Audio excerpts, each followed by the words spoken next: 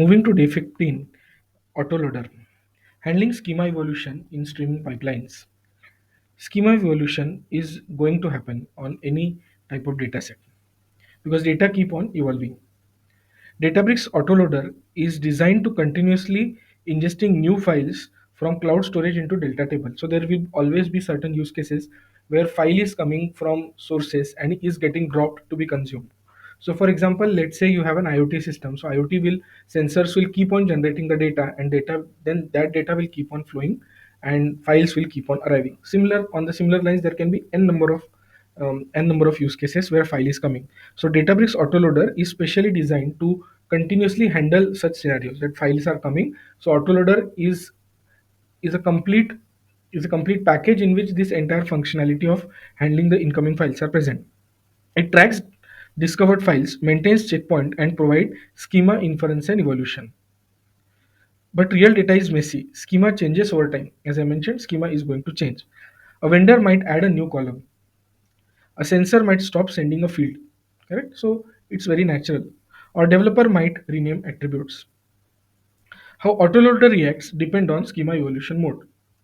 Now there is a specific theory in which the autoloader act in a certain way. Let us understand that first. Okay. So schema evolution. So there are different modes of schema evolution. Let me just expand it.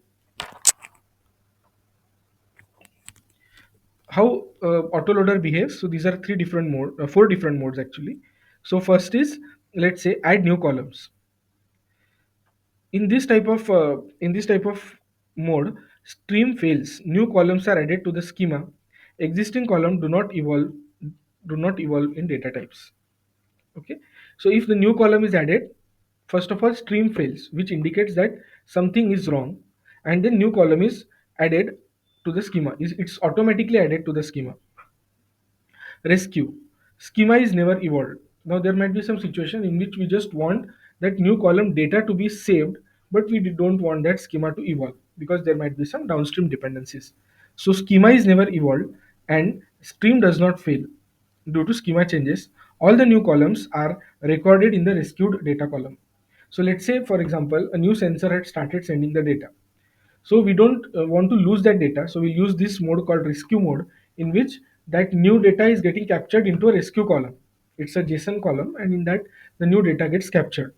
But for the other data set, it is not affected. Schema will remain as is. Even the stream will not fail, and it will not even evolve. Fail on new columns. Stream completely fails.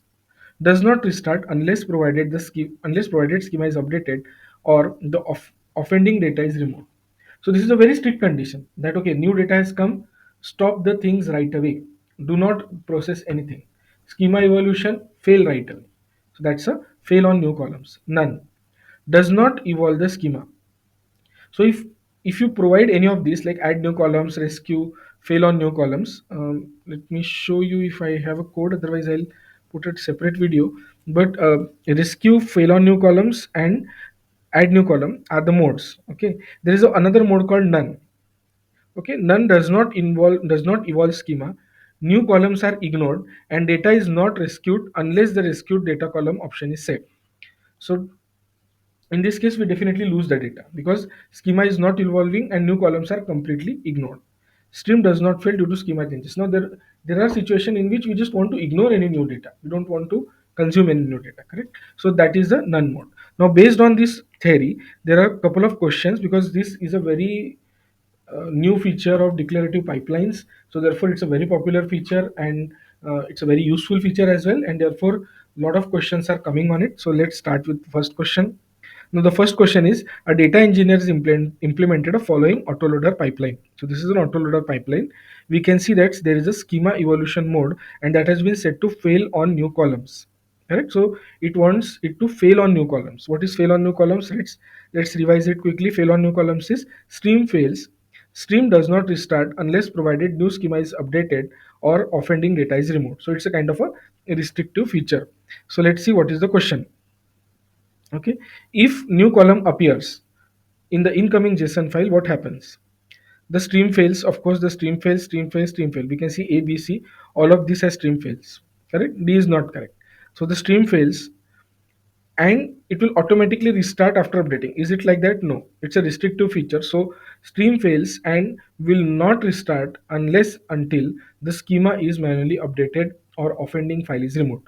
So straightforward answer. If you know how the mode works, you would be able to answer it. It's a restrictive feature, fail on new column. So it's a C is the answer for it.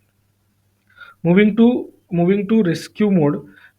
Now a data engineer wants a pipeline that never fails when new columns appear but still captures them on for the later inspection.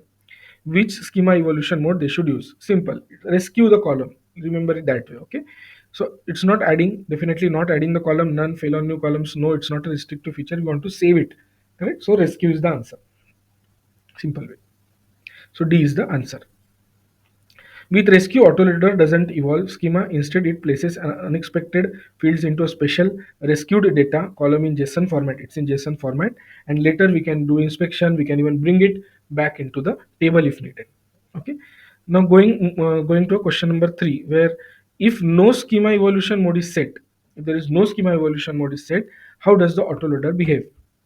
By default, the autoloader fails on incompatible schema changes, similar to fail on new columns. You must explicitly enable add new columns or rescue if you want tolerance. So by default, autoloader fails on incompatible schema changes. So if there is a so this they are talking about this default stream fails. Okay, so by default, autoloader fails on incompatible schema changes. By default it is going to fail, and if you want to add a tolerance where you need to handle like add new columns or rescue, then you need to enable it. Okay, so it behaves like fail on new columns, stream fails. So if you don't provide anything, autoloader is going to fail on incompatible schema changes, similar to fail on new column. You must explicitly enable add new columns or rescue if you want tolerance. So this is how this chart you must remember. If you remember this chart, I think you would be able to answer all the questions. This is given in the documentation of Databricks as well, and there are this feature is quite popular as I mentioned, and therefore it is very important that you understand this feature carefully. Thanks. Thank you guys.